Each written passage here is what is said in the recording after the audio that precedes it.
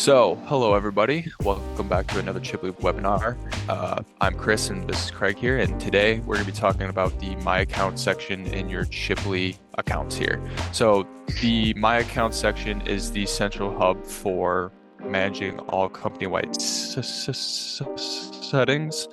And before we jump into it and show you some things, there's a couple things that I want to talk about first because this My Account sec is pretty prominent um, to everyone's account, everyone within your company.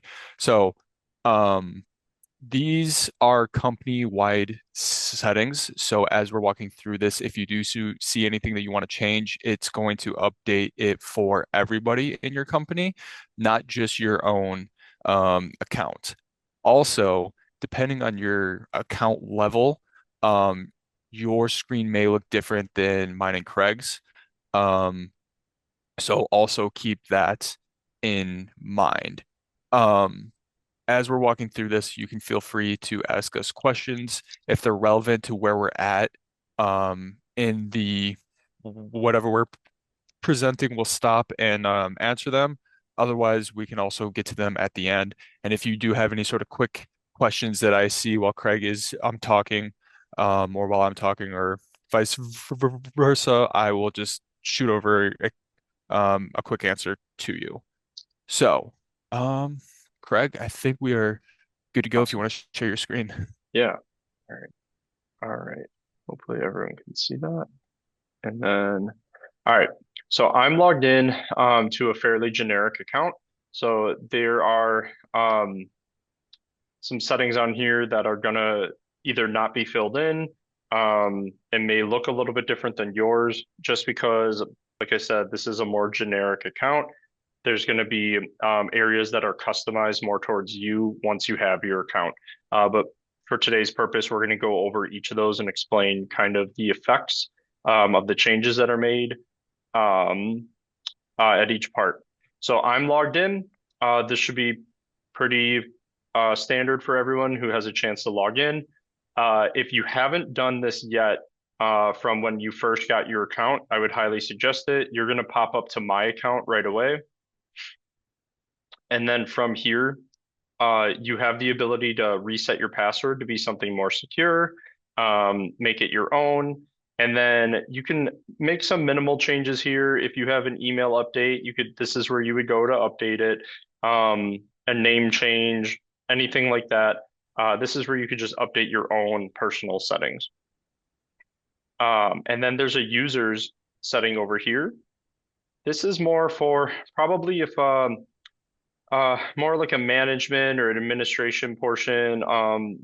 If you need to add users to your account, so if you hire new people, or there's a shift in titles, then what you could do is you could add them as a user inside Chipley.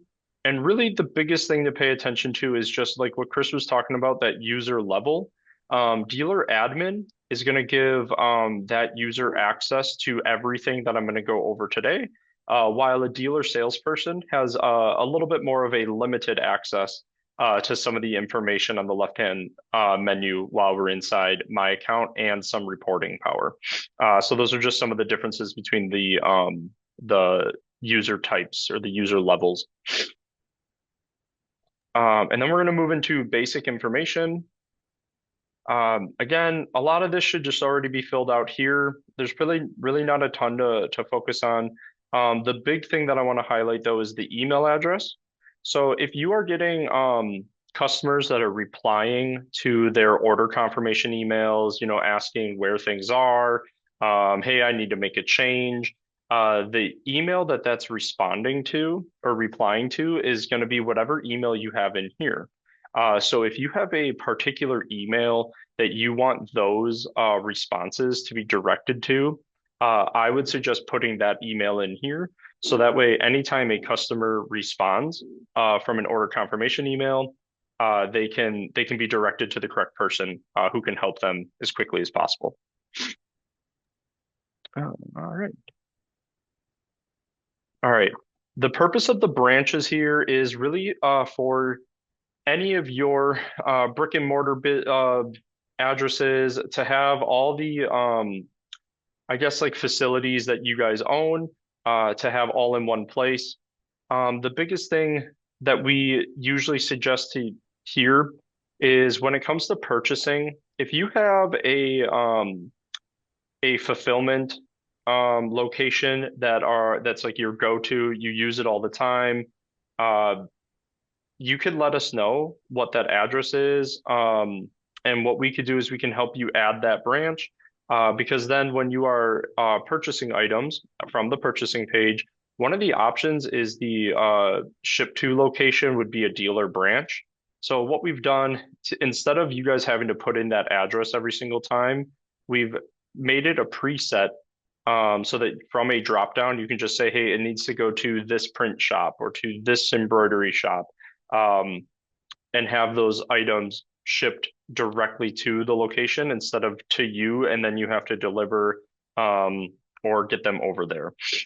And same thing if you guys have like an address change or a phone number change or anything like that, you would hit edit branch here, and then you can make all those changes right in here. Chris, is there anything I'm missing on that one? No, I think that's it. Yeah, Especially the main thing is now we can enter in those uh fulfillment centers in here too. yeah, and I guess a caveat with that, and we'll get more into it when we get to like the store tax and the custom tax settings, but just be aware, the address that you put in here, um, could affect how taxes are collected on stores. So if you ever have questions on that or you're weary about adding another branch, just give us a shout and we can kind of go through that scenario with you. The next page here is your stripe settings. So many of you, this should, I imagine, already be filled out. There's probably nothing you really need to do here unless something changes, like a bank account number or anything like that. Um, so there really shouldn't be much that you have to come and do here. System integration. This page is where you would go to integrate all of our partnering companies and vendors that we can have some automation with. So if you are adding, so in this account, there's nothing. So to add a new one, you would hit the add button, and then it gives you all the options over here that are pertinent to your account. Um, with a lot of the vendor integrations, there are some extra steps that need to be done. There, a lot of them, almost all of them, I think Augusta might be the only one that requires some sort of reach out to the vendor for them to activate your account and allow you to purchase automatically through Chiply. Um, so if you ever have any integration questions, things like that, just let us know and we can probably walk you through setting that up with you. But this is where you would go. Um, I guess another point is, let's say you have to update a password, like on your SanMar or SNS account, and you've been purchasing through them. If you update your password in SNS, SanMar, any of those vendors, you're gonna have to come back to this portion on your Chipley account and update the password or the username here as well to uh, continue that connection with the API so that you can continue to purchase from those vendors directly without any break in your flow.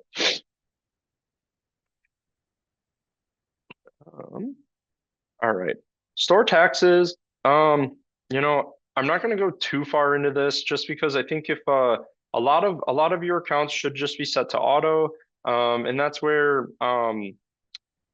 it's just a default. So this is just what the tax comes in every time you begin a new store or you um, copy in a template. It's just going to hold these default product tax types. Um, they can always be changed on a per store basis.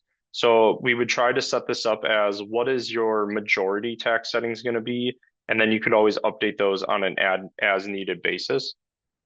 Again, with taxes, just because of how complicated they can be, and how many factors and variables play into it.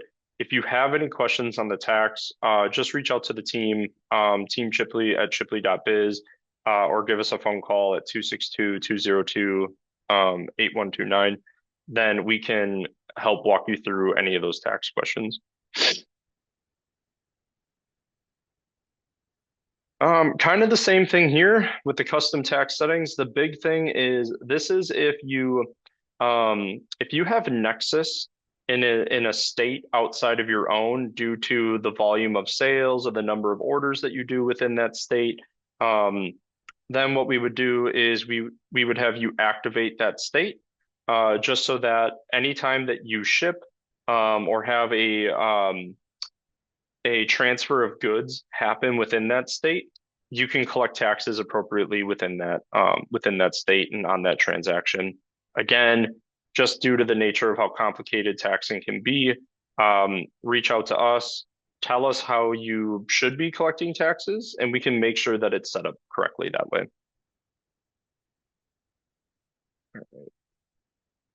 Perfect, perfect. And then vendor defaults. Here is where it affects your stores probably the most. This is where you could turn on and off certain vendors. Where this might pertain to more people is if you don't have accounts with certain vendors and you're searching up items, you might get items from those vendors popping up that don't really pertain to you. An example I can think of off the top of my head is like Alpha Broder and Under Armour. If you don't have an Under Armour account, and you're searching up those style numbers for Alpha, you're gonna see the Under Armour items come in from Under Armour.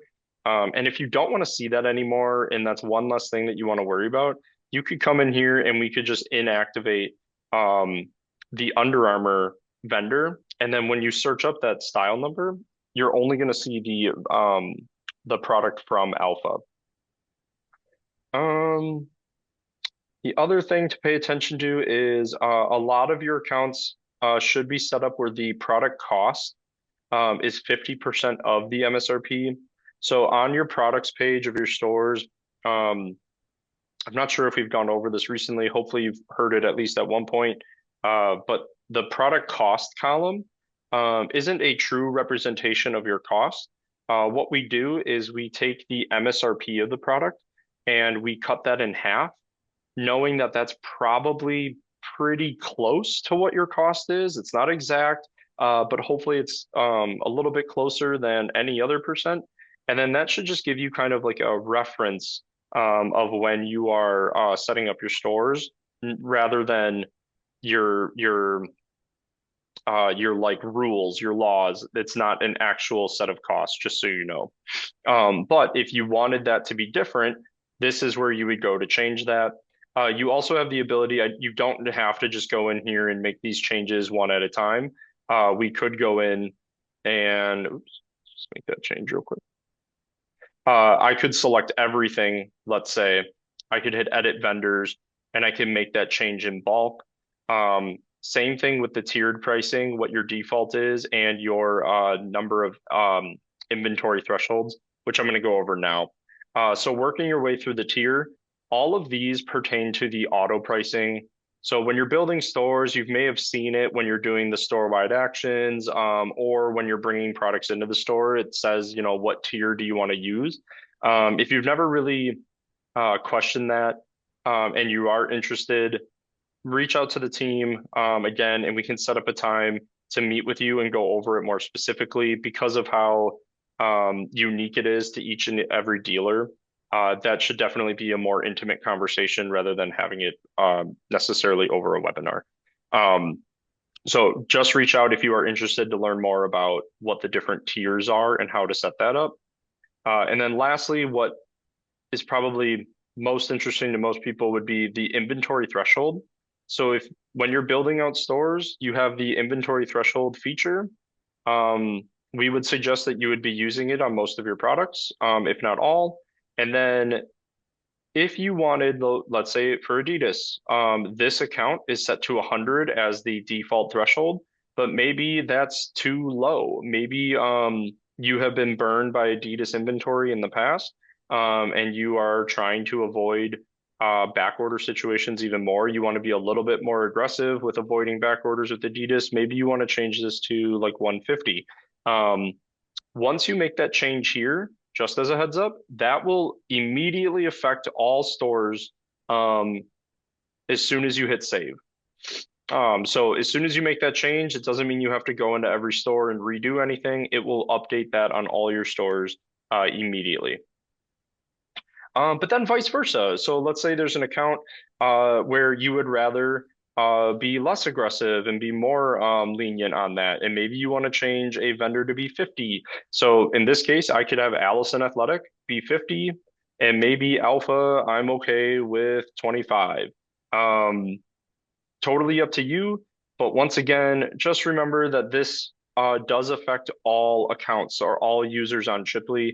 So I always like to suggest this should maybe be like a hey guys, I'm seeing a lot of back orders. Can we meet real quick and come up with a number that everyone is okay with changing the inventory threshold for, just so that everyone's aware of a change that's about to happen.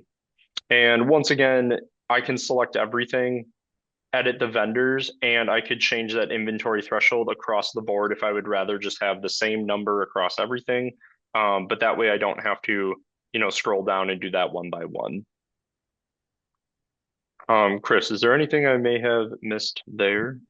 No, I mean, really the only other thing is the top part there is where Oh, if you do want to change your rounding amount or round up to or round down to, it's really the main thing. yeah, this is again kind of pertains more to that auto pricing when you bring products into your store. Um, Pricing, you can change it to either be round up or round to the nearest. And then you choose whether that's a quarter, half dollar, 99 cents, dollar, or you just don't want it to round at all. You can make that change here. Yeah, thanks, Chris. Perfect. Yep. We do have a quick question on this. Cool. So someone is asking if there's a way, if you can unselect all the vendors and then go through and choose the vendors that you do have an account with. Um, Yeah. yeah, Yeah, that's a good question. Kind of the same thing. I would just select everything, edit vendors, and then I could either make them all active and kind of do the inverse of what the question asked, or deactivate everything and hit save, um, and then go through and do them one by one. That's a good question. perfect.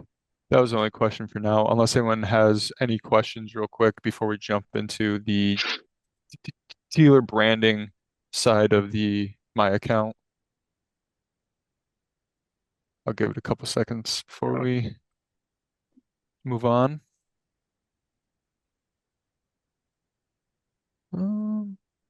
Think you're probably good to go. Sounds good. All right. Dealer branding, logos and images. Let's just discard those just in case. Um, Logos and images, this is where you would go to upload your company logo. You have the option to upload up to three different logos. The main one that you upload is going to show up on as the default. It's going to be your number one selection, or your pre-selected logo. So I would suggest putting your most used logo in that location. And then if you have an alternate logo that you like to use in certain cases, or if you kind of have like a split business where you have more of a like a team store side and then you have a corporate side and your logo changes depending on who you're servicing, you could upload that logo in the alternate logo one, and alternate logo two. And then when you're building your stores out, on the branding page under the headers tab is where you'll have the option to select which of those alternate logos would you like to show on the store. Um, and then everything else from here, this is all for your landing page. So if I go to the Chipley landing page, we have our slide logo is this like this red textured logo here. Um, Oops, I didn't mean to, let me open a new tab. So we have this red, like I said, this textured logo. That's what we would have uploaded here under this slide image. And we suggest using the dimensions 2000 by 500. I believe that 500 has a little bit of flexibility to be more or less, but the 2000 is pretty hard. Make sure that you format your images to at least be the 2000 width. If it's less than that, it's going to stretch it out and it could distort it. If it's larger than 2000, I don't think that's a big deal. It should just shrink it down um, without much distortion. And then the slide logo, that's just what's sitting here. So this Chipley logo that we have right on the front, I just uploaded the white and black logo here. And what that does is it just sits right on top of that. And then this would be our landing page that we could provide out to public accounts. I think this is just like a test store that we have in here, just as a heads up. But this is where all of your live or current stores that you have open would populate. So this would be kind of more for the general public. So just consider that when you're branding this out. It should be more heavily branded towards your own company info. And then same thing with the slide video, just like you would on a store. If you have a YouTube link that you put in here, it should play that video instead of the slide in place of the slide image. Um, Additional settings. This is further branding your landing page. So set list as a default view. That's just kind of the stores would list out top to bottom. If I uncheck that, the stores would list out actually kind of like how the products show on your stores now, kind of in the like 4x4 section or setup. I could choose to hide the Chipley logo, hide the want to store button as a default. This is where you could update the primary color that would be here. So it's kind of hard to see because of the red on red, but this red color is what we would have chosen in the Chipley account to be here. And that's where that change would be made is up here. General info, additional dealer info and terms, just like your branding page on your stores, it would just allow you to put some additional information underneath the slide image here and above all your stores. It's a really great place to maybe offer a generic email for customers if they want a store who they can reach out to if they have any questions on their stores. Again, because it's so public facing, you want to just have it a fairly generic info so that people can reach out to you. And then dealer categories. So this is actually a dealer category. So what you can do here is if you have, well, let's say it's like a school district, for example, and the high school, middle school, elementary school, they have stores running throughout the entire year. And then you pepper in some sports teams maybe. And the school wants to just host, the school district just wants to host one link with all of those stores on it. That's where you could set up a dealer landing page for blank school district. And then when the customer goes to that one page, it's going to look pretty similar to this, but it would allow you to brand it out to be, for example, that school or that company, whoever you're working with. So when a customer lands on that dealer category page, it's going to be branded towards the group, and then they can, it won't feel as if they left the school district's website, really, and then they can go into each of those stores and make their purchases. Oh, Chris, is there anything I may have missed, or anything that you would like to share to go over? I don't know if there's anything else. No, I don't think so for the dealer branding. Does anyone have any questions on that before we jump to the next section here?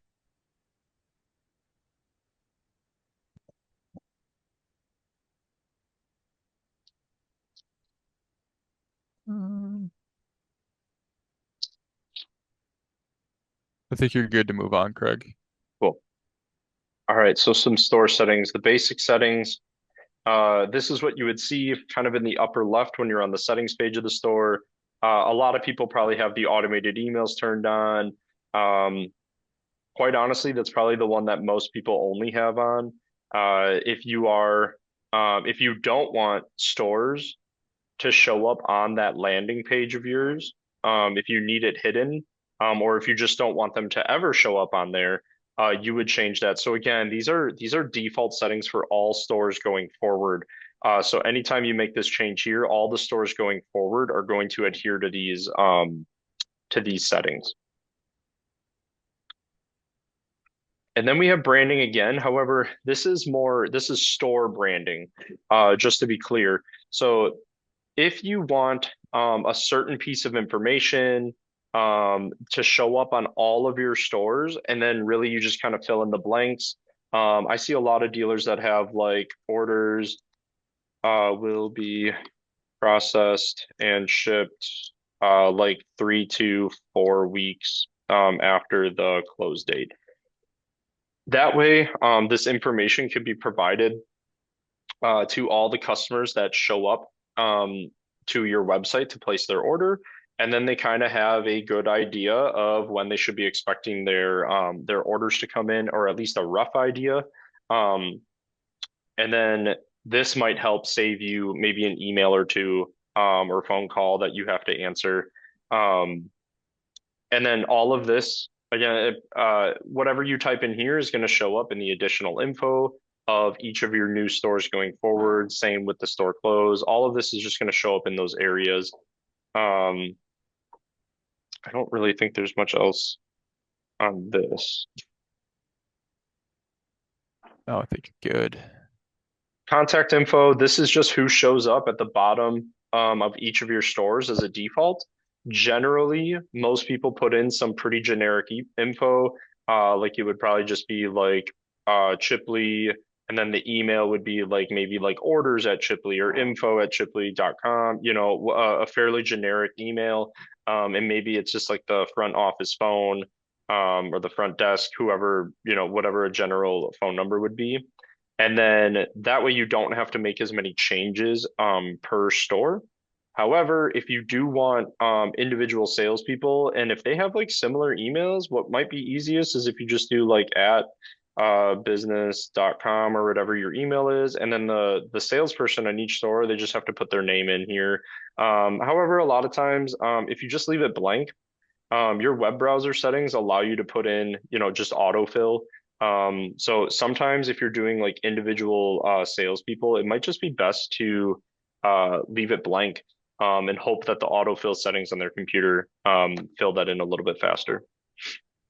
But again, real quick, where this shows up is at the bottom of the page. Customer order email notifications. This is just for every time an order is placed, those order confirmation emails go out.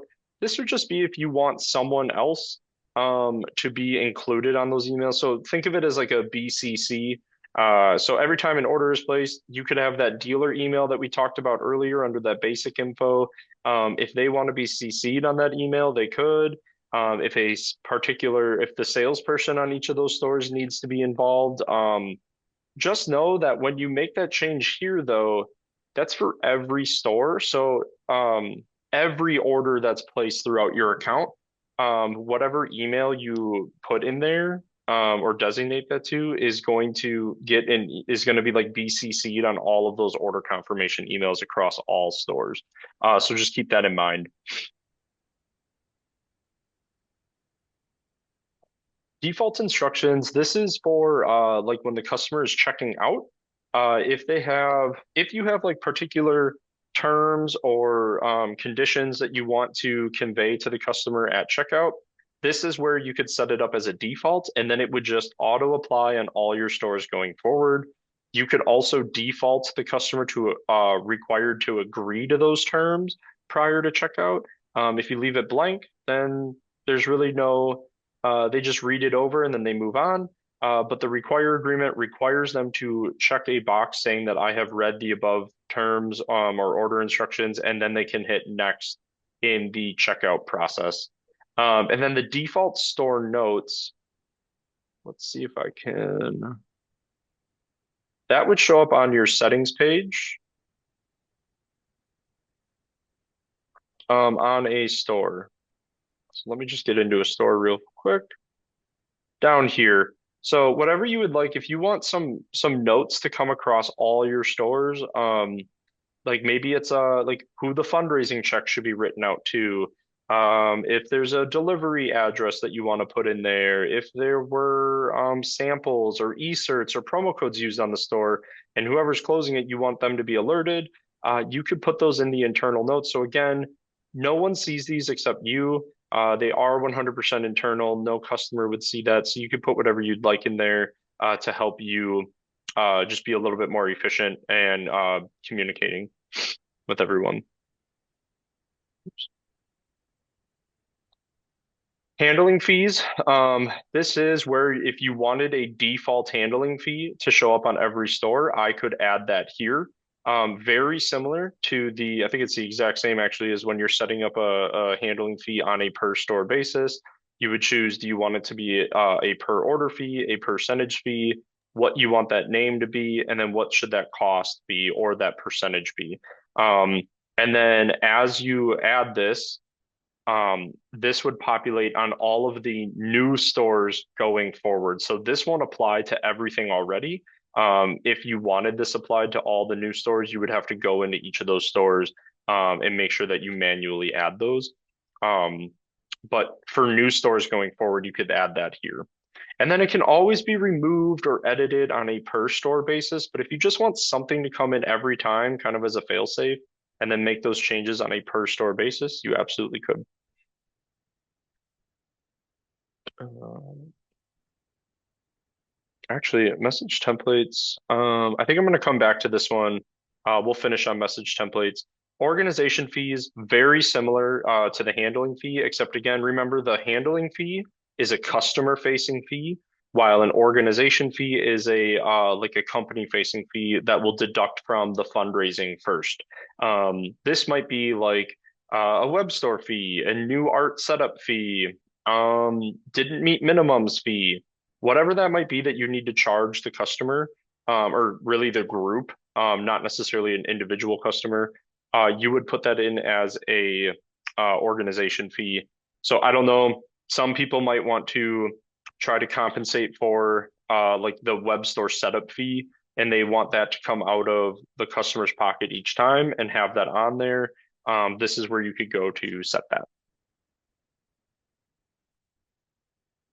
Shipping, this is where you could come to set up shipping, or no, not set up shipping. This is where you would go if you are always allowing in-store pickup on every store, and instead of having to go to distribution on the settings page and fill that out, you could have that autofill for you going forward here. And then same with allow shipping. If you allow shipping on all your stores all the time and it's the same rate every time, let's say, you could fill that out here so that it's one less thing that you have to fill out when you're building stores. Shipping methods is what I was thinking we were on. Shipping method is these are the default dollar amounts that we just have in there. However, some people like to charge $5 or $12 per cart. This is where you would go to add that, and you could hit that add new method, put in a name for it, and then you would fill that out here. You could also do a tiered method. This would be like, if the cart total is between $0 and $15, I want to charge $8 on that order. As soon as it's $15.01 to maybe $30, I want to charge $12 per order. And then let's say it's what did I say? 3001 to and up, whatever. I want to charge $15 or $20 per order. You could set that up here by adding tiers. Um, However, tiers can be slightly like kind of confusing. So if you want to take a stab at setting it up, I would always suggest just reaching out to one of us. Just make sure that everything looks right. We can add in, we can just put our eyes on it and make sure that everything looks good. You can also do the same thing with a percentage. So instead of a flat dollar amount, you can always add a percentage as well. All right. If you are set up with ShipStation, if you have an integration with ShipStation, there's some extra things that would populate here, that would have like the carrier, the service type, and some other info, just as a heads up. So this might look a little bit different for you if you are integrated with your ShipStation account. All right, size up charges. So um, with Chipley, we try to take as much work off your plate as possible. So in the size up charges, what we've done is generally when we set up your account, we ask you what you would like to charge for your oversized charges, and we'll fill this out for you. Um, but if something changes, now that it's the new year, if you need to increase some oversized charges to reflect, I don't know, some sort of inflation or in price increase on each item, this is where you could go. So every time a 2x item comes in, I want to charge, maybe it's 250. I'm going to increase it by 50 cents. And then really, I just want to be diligent um, and just make sure I cover all my bases with all the potential 2XL variations that could be coming in from the different types of Chipley products. 80% of the time it's just going to look like this 2XL. Um, but there are times that we build products from certain vendors and we might miss the L. So that's why we have that in here just in case so that it's covering all those sizes and we don't miss out on any collected fees from that. Um, Tax, this is actually the exact same as the store tax from up here. Nothing really to talk about there. And then the $0 sell price display. This is really niche. This is kind of if you're going to do a negative 100% fundraising store or and you want your default display to be something other than just $0, like $0 and 0 cents. If you want to not display anything at all and you want that to be your default, you could go ahead and change that here. Or if you want to do a custom label, you could do whatever, man, This is a free items, item. yeah, covered by company, yeah, something like that. One free item per order, or something like that, right? Whatever info you want to put in there, you could add that here. You can also change that on a per store basis. Again, this is just a default, um, and it's really easy to change on a per store. You would just go through store-wide actions and make that change. Chris, before I go into message templates, anything else? I don't think so. I think you covered everything else there. It doesn't look like anyone has any questions yet, Okay, so sounds good. we can jump All into right. there. Ending with message templates, we at Chipley already put in a bunch of preloaded emails in here for you. So we have when the store goes live, you have an email that gets sent out to you, the salesperson, and the organization contact that you're working with, as long as you have their email in there. Um, if you want someone else to be included, like maybe you have like the web store closing one, maybe you guys have a web store closing department, or you have a person who checks in on those. Currently those emails are only going to the salesperson, obviously, unless you've made changes on your own. But if you would like someone else to be included on those emails so that they know when stores are closing on all stores, you could go in here and edit this, and you could add another recipient, and that could either be a custom email. If you want the org contact to be included on that, or the contact info. Again, that contact info is whatever you have in this email here. Um, but you can put that custom email in. If you don't want people to see it, you could BCC them, and then this email would now be sent to that person as well when the store closes. Oops, that's not what I wanted. You have some abandoned cart emails. The other thing is like if you like what you have in here already, but you want to just tweak it, like maybe what it says, again, popping in here, hitting edit, and then you can edit the body down here. We have a bunch of email merge fields for you to choose from over here, just as a heads up. So like when you see this, the bracketed store URL, it's going to be the unique store's URL depending on where that email is being sent out from. So if the store, whatever store it's sending from, it's going to autofill in the URL pertaining to that store.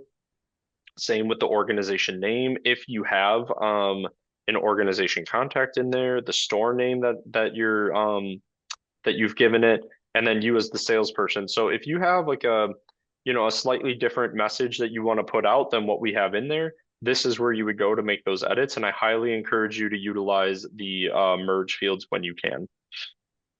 Um, and then let's go into setting one up. So if you're cool with everything that you've got, that's how you would make edits. But let's say you want to add a new one, you would hit add,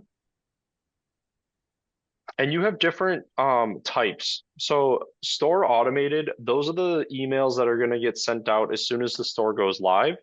Um, and then message customers only shows up as a message template when you are messaging customers from the message customers tab on the left-hand menu within a store. Like the launch email, you would never send that out to the message customers most likely. Um, so that's why we've kind of categorized everything so that there's not a ton of clutter on each of those pages. Same with eSerts and purchasing. If you have a particular eSert email that you want to send out from the eSerts page to all those, then it would show up there as a dropdown. Same with purchasing. And then what types of stores, because it's an automated, do you want that to only show up on group stores or do you want it to show up on group and catalog? What name do you want to give it so you recognize it? Like a one that I use a decent amount might be eSerts. This could be like eSert reminder email, and it would be now you're just filling out an email essentially. So this would be like last chance to use um, your eSert on, and then what I would do is in the merge field here is I would do store name. And then in my email subject, it's going to auto-populate the store name from where I'm sending it from. That way I don't have to fill that in every time. Shipley's going to figure that out for you. And then you've got some other ones here. The ones from this dropdown only pertain to the email subject. And then what I would do is notify recipients. I probably wouldn't put anything in here unless you wanted like maybe the salesperson to be included on this each time or a particular person. But I probably wouldn't include anyone here because in the eSerts one, I'd be selecting all the people that have an eSert and only sending it to those people. However, if someone responds or replies to that email and you want to be the person who gets that, then you would want to make sure that you put maybe yourself as the reply to recipient. Um, Unless you're the salesperson on the store, then that email should come right back to you automatically. Right, Chris? That's the one, like an email from uh, the eSerts, a response or a reply would go back to the store salesperson automatically, right? I believe so, yes. Yeah. Okay. And then the email body, this would just be like, hello, and then you would do customer name.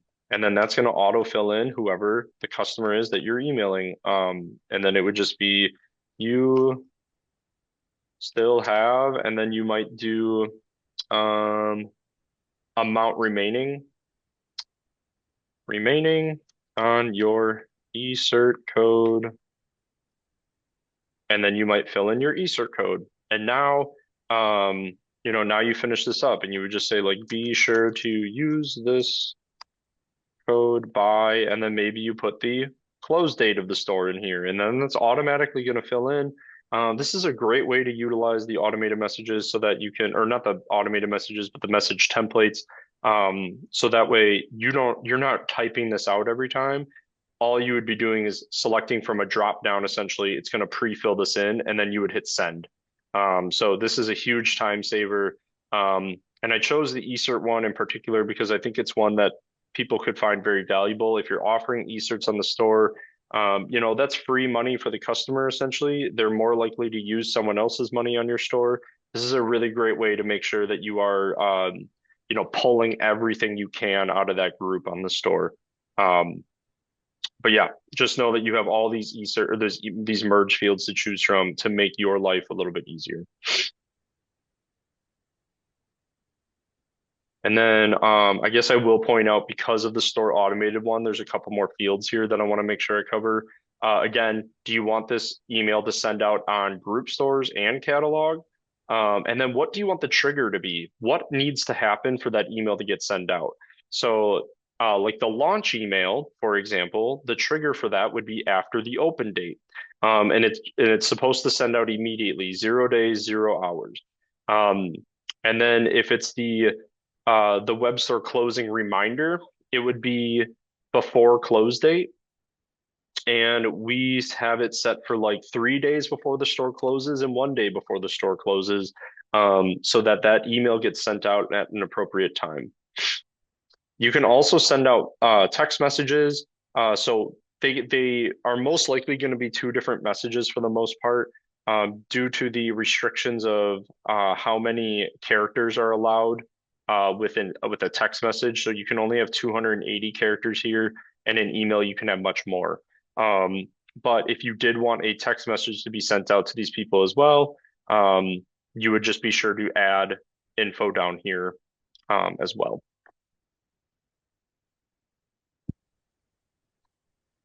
Perfect. Cool. Any questions that may have come up from that? Um,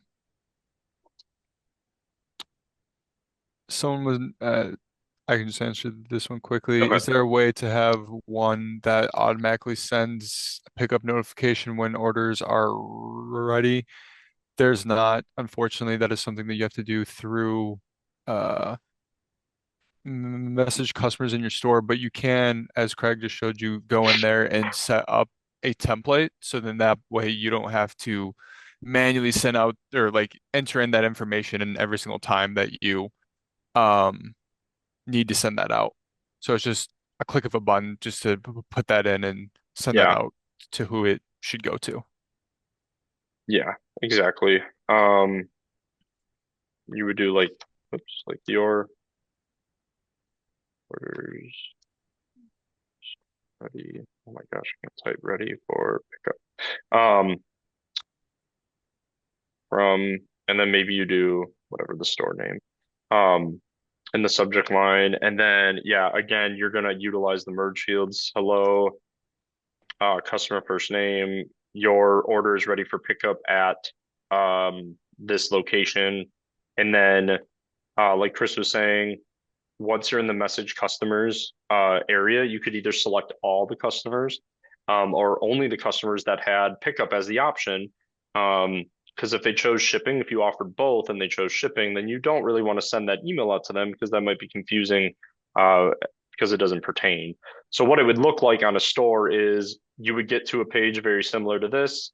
From a drop down, ready for pickup would be one of the options that you choose. As soon as you pick that, all of this info is going to pre-fill for you. Um, and then you can send that. And the reason why we don't have like a trigger on that is because everyone's production ends up being a little bit different. We want to give you full control on when that email should be sent out. If someone accidentally moves the store to closed or sorting or whatever trigger you're expecting that to be sent out on, um, or if you have some back order stuff, you might not want that email to go out to everyone. So it just, by not having that be a trigger, you have a lot more control um, over when that gets sent out and who it gets sent out to. Perfect. We do have another question. Can we set up a message to tell us if there's an order for a longer term store? There's Oh, the not a, catalog store. yeah. Yeah, great question. That would be store automated, and your trigger, so it's kind of hidden. You have to scroll down just one. That would Oh be yeah, when a yeah. catalog batch is created. So when that batch happens, that kind of means that you have work to do, right? You have orders that were placed, and they batched at a time that you designated. Um, so this would be really great for if you need someone to be alerted, like, oh, an order was placed, I need to hop on that and start working on it. Um, yeah, you could set that up as an automated message. So that would be store automated. The trigger date would be when a catalog batch is created. And then you would probably, um, it would probably, I would imagine, be the store salesperson. Or if you have someone that's like in the closing department or production department, if you want them to be aware of it, you would CC them in there as well. Perfect. All right. Open up the floor to pretty much any sort of questions that you might have had throughout all any of the my account settings. So any questions on anything, feel free to type them and we will answer them.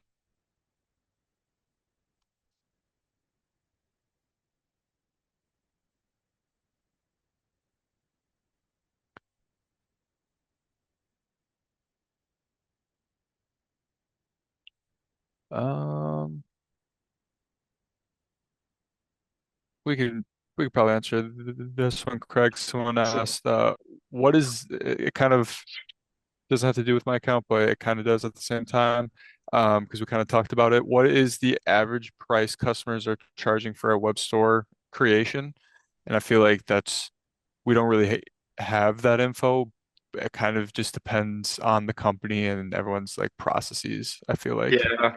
Um, I can tell you if you're thinking about like a handling fee, um, the Yeah. fee that you want to pass off onto a customer, I would say we see, I personally, I see anywhere from like 3 to $5 or $6 per order is probably the most often that I see.